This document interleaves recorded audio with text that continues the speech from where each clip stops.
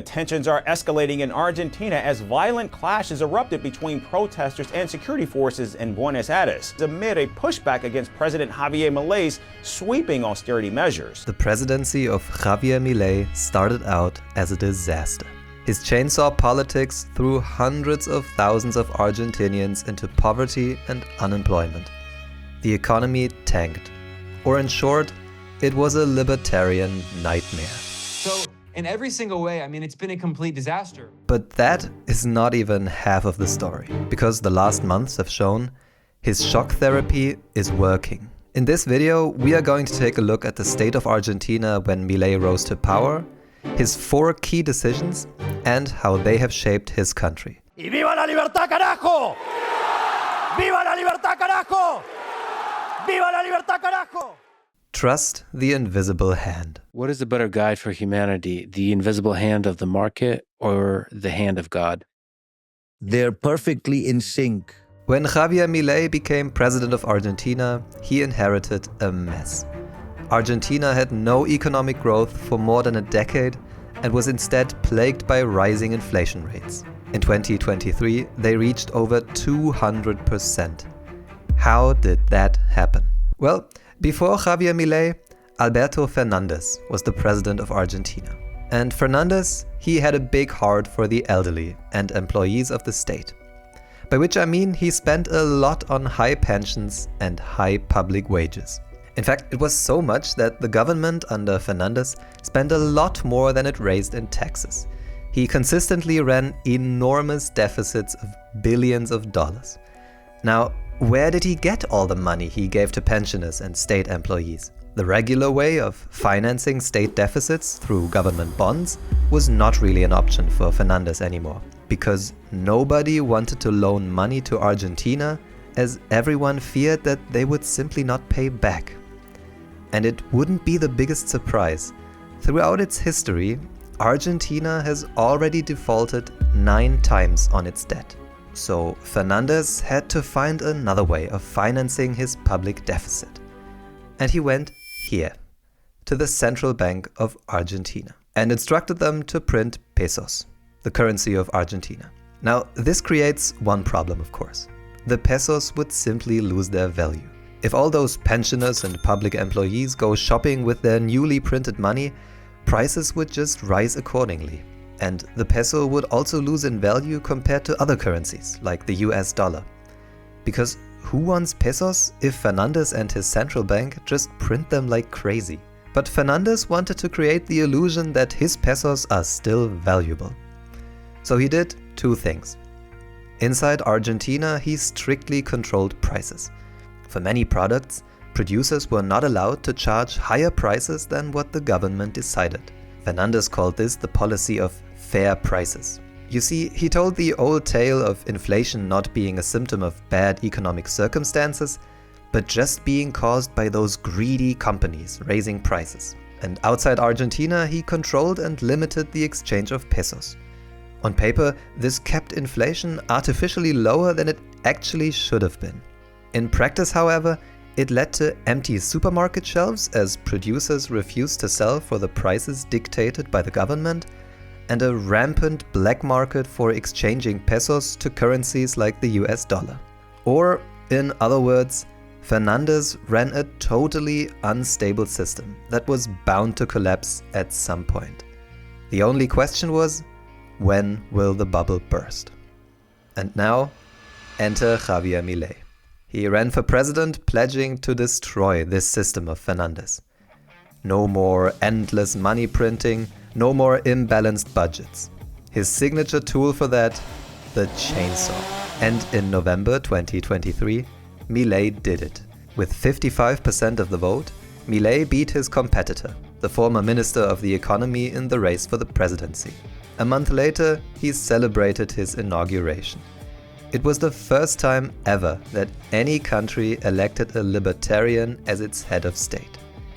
And now, it's time to look at how an anti-statist governs as head of state, which leads us directly to decision number 1 of Javier Milei: shock therapy. No hay alternativa al shock. Naturalmente, eso impactará de modo negativo sobre el nivel de actividad el empleo, los salarios reales, la cantidad de pobres e indigentes. Habrá esta inflación, es cierto. When Milei took office, he pulled the plug.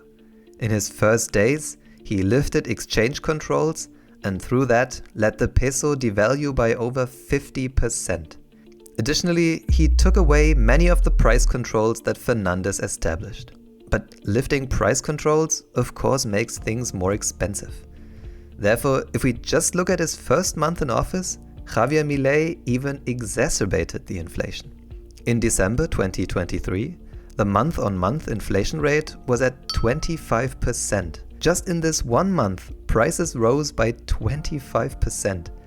Accordingly, real wages in Argentina plummeted.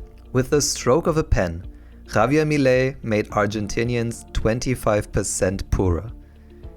Would be one way of looking at it. Milei himself has a different perspective. What was the point of having a price at which you couldn't buy anything?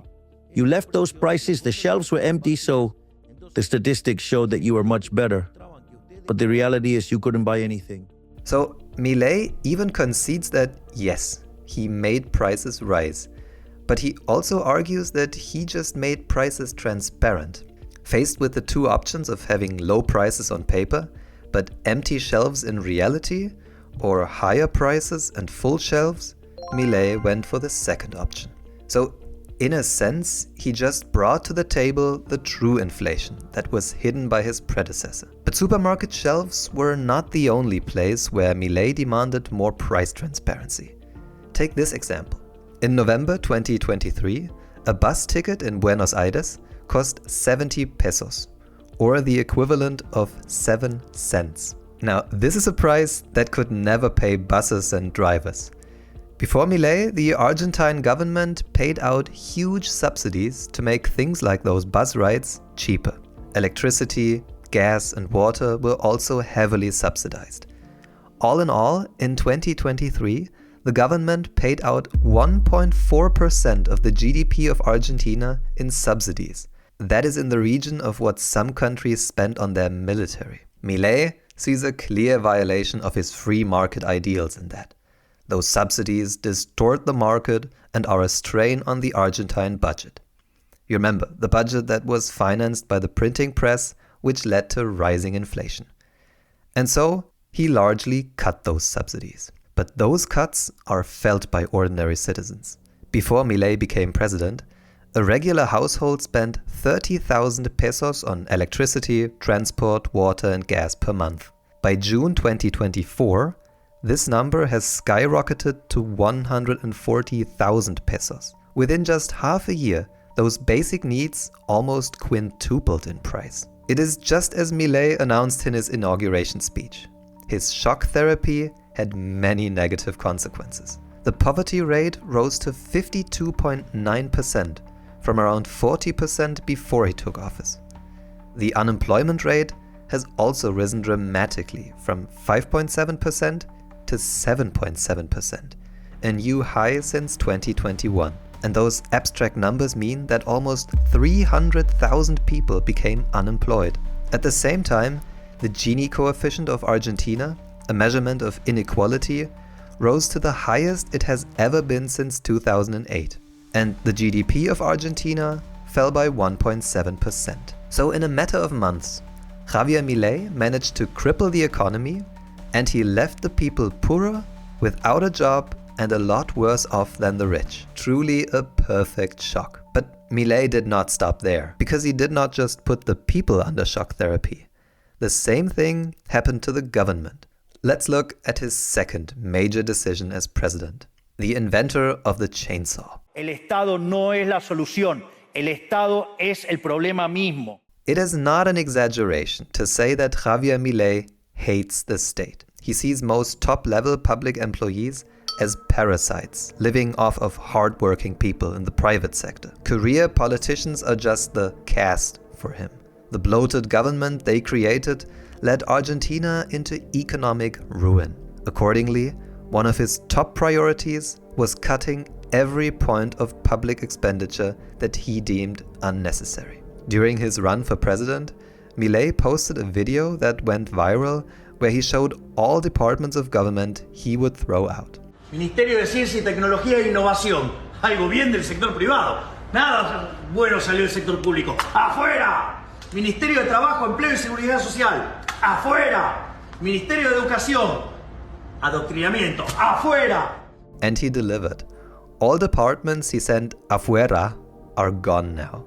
His predecessor had 18 ministries. Milei now only has 8. Combine that with hundreds of secretariats and lower-level bureaucratic departments he closed, and you get a total of 37,000 government jobs Milei has cut so far, or about 10% of the federal workforce of Argentina, which is also a major reason for the spike in unemployment we have already seen. And the public employees that managed to keep their job had to accept a decrease in pay.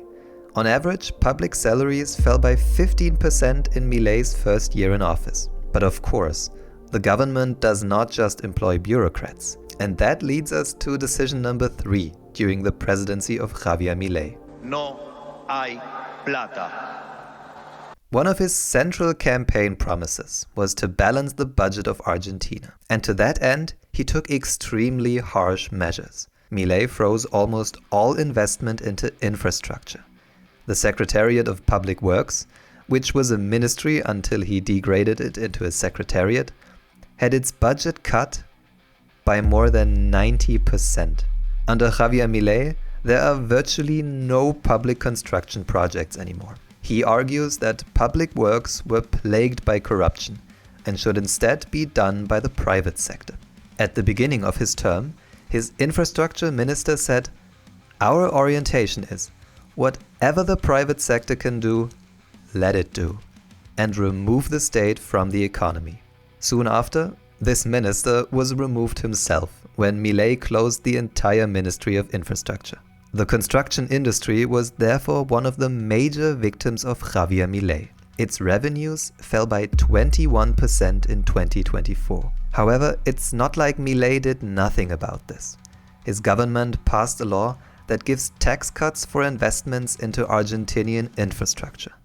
It already attracted more than $12 billion from foreign investors. And in 2025, the construction industry is expected to grow again by about 4%, with even slightly higher growth rates expected for the following years. But those investments focus mainly on renewable energy and mining projects.